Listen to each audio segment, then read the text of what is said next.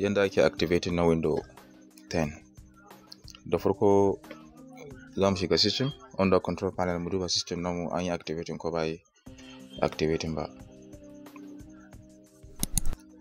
Control panel.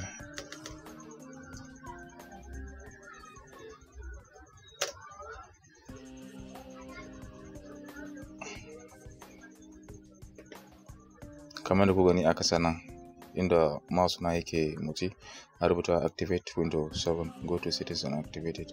To akwai license key da ake amfani da shi, wannan kuma siya ake a internet, mu kuma ba za mu siya ba, za mu bi wasu hanyoyi. Muna da hanyoyi guda uku, mutum zai iya zaben hanya guda daya mutum sai activate na window nashi. Za mu shiga system, kamar da muka gani windows activation, window is not activated, yanda muke gani anan window is not activated. Yanzu za mu yi activate nashi. Da farko mutum zai je cmd, shi ya rubuta cmd ana,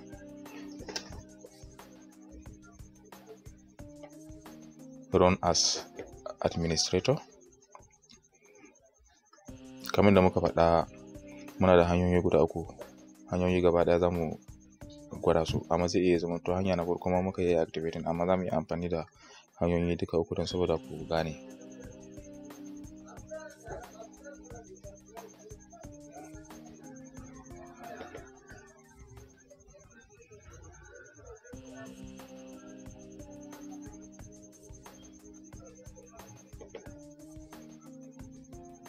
Wannan shine method na farko.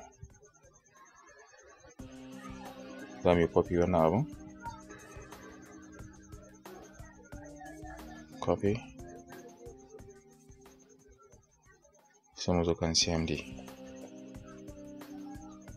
sai mu paste, sai mu ɗauki na biyu,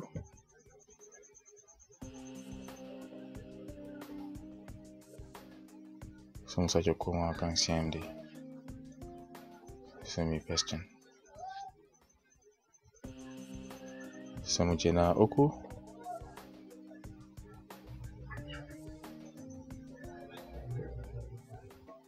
sai mu copy,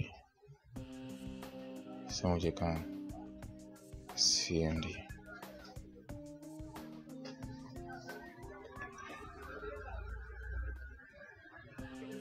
Kamar da muke gani gashi nan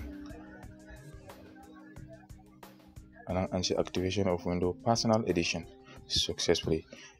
To kamar da kuke gani wannan activation window da ya kama na ɗazu nan aka mai activating, gashi yanzu ya riga ya tafi. That means window mu ya riga ya activating ta hanya na farko. Za mu yi amfani da hanya na uku don saboda in wannan hanyar bai maka ba wani hanya zai maka, shi yasa muke so mu gwada hanyoyi guda uku duka. Amma ni gashi tun na farko ma ya riga ya ɗauka.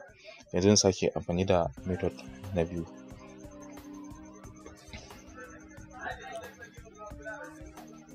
Wannan method na biyu mun kulle cmd namu don saboda mun riga mun yi amfani da shi a farko. Za mu sake bude cmd,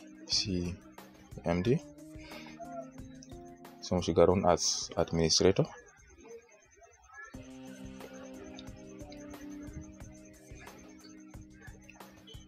Da farko zaka sake kuma zaka shiga system naka under control panel don saboda ka duba wani window ne akan system naka.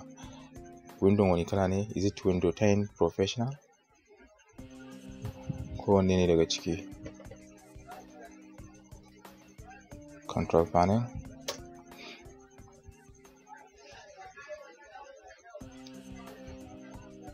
shiga system,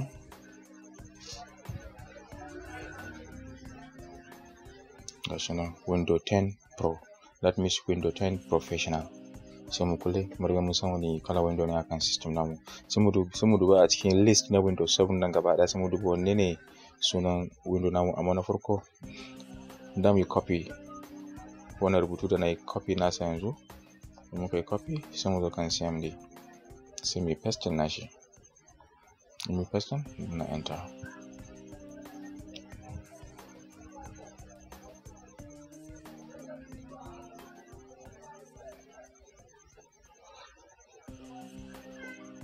sai mu sake koma sai mu zaɓi wani window ne, window 10 professional,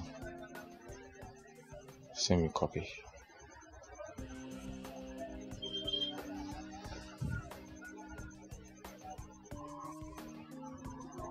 Sai mu sa pin namu,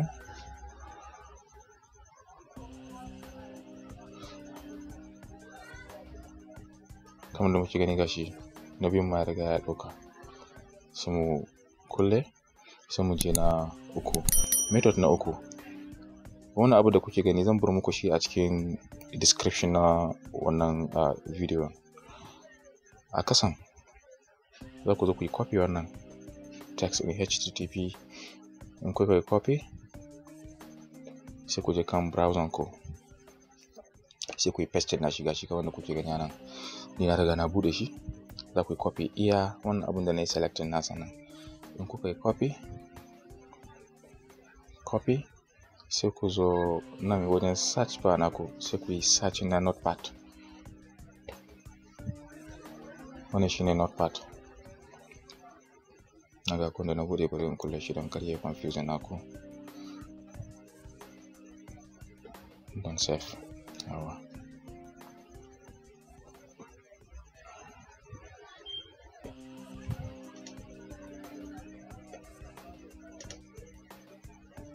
Notepad. Kowane system yana da shi. Muka bude notepad namu, sai mu yi pasting. Bayan mu yi pasting, sai mu ce control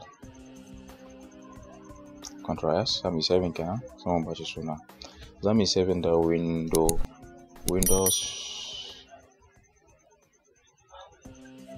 10, sai mu sa .cmd kamar da muke gani shi ana.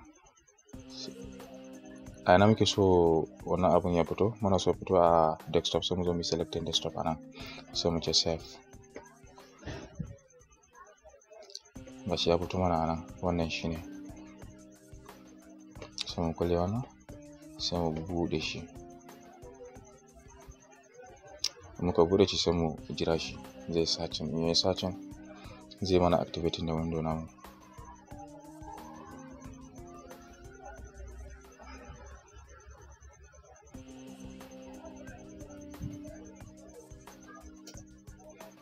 Yanzu window ya riga ya activating. Wannan hanyoyi guda uku shine hanyar da mutum zai activating na window 10 nashi kyauta for life, ba tare da window shi ya sake mishi gardama ba. Wannan shine karshen video namu.